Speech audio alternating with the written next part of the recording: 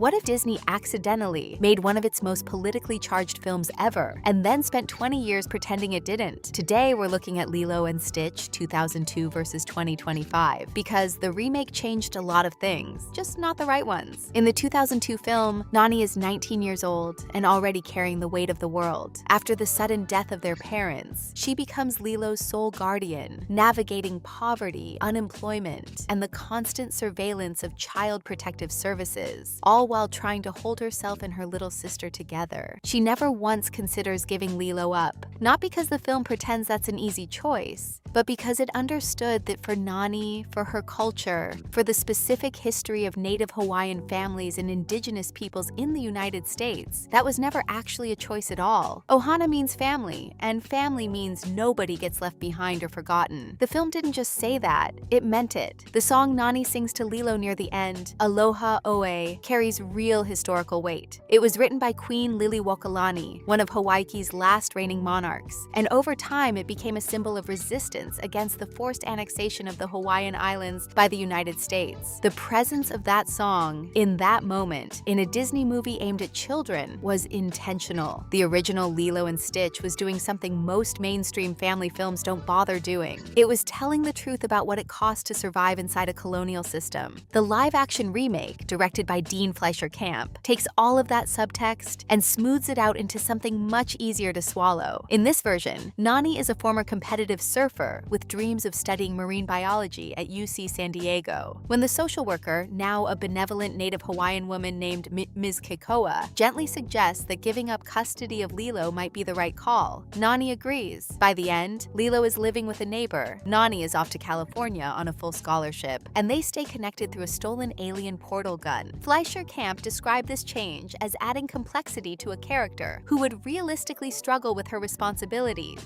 arguing that the original Nani had a rose-colored glasses view of Ohana, and on paper that sounds reasonable. Of course, a 19-year-old would feel crushed by that weight. Of course, she would have dreams she had to put on hold. But the film doesn't show Nani wrestling with that tension and choosing her sister anyway. It shows her being talked into letting go by a government official, framed as a healthy and modern outcome. That is not complexity. That is erasure. The problem isn't simply that the remake changed Nani's storyline. It's that the changes all point in the same direction, stripping the story of its most specific politics. In the original, social services is not a friendly institution. It is a threat. Nani lives in fear of losing Lilo to the state because historically, that is exactly what happened to Native Hawaiian and indigenous families, through forced relocation, land dispossession, and federal boarding schools designed to sever children from their cultures and communities. The remake replaces that fear with a reassuring caseworker who tells Nani that separation isn't really goodbye, just an ahui hu kaku. Whatever the intention behind that scene, the effect is to reframe governmental removal of a child from an indigenous family as a compassionate suggestion. That framing does a lot of damage in very few words. There's also the matter of Pleakley, the fan favorite alien, who in the original is consistently, hilariously in drag throughout the entire film. In the live-action version, Pleakley wears no dresses at all. Fleischer Camp went on TikTok and said simply, "I tried," which led many fans to conclude that Disney shut the idea down, particularly given the current political climate around gender expression. Whatever happened behind the scenes, the removal is glaring.